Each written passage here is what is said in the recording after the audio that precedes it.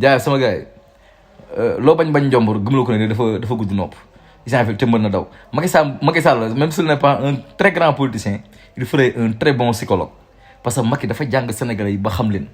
xam seen sarax mooy moom Macky Sall dafa xam saraxu Sénégalais yi xam na saraxu sëriñ si xam saraxu enseignants yi xam saraxu maire bi jaay marché xam Sénégalais lan mooy point faible talon d'Achille mu ñëw exploité ko bu doon mbër daal dina naqari daan dina mel ne de guerre parce que mbër bu nga xam ne nu muy bëri ak yow quoi tu vois xam na ni bu mu naan les marabouts c'est des citoyens simples comme tout le monde li muy wax noonu loolu la gëmoon xam ne ñii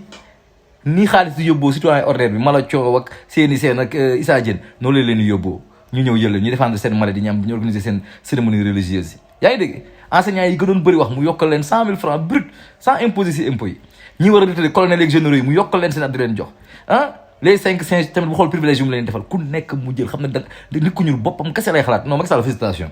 tu ferais un très bon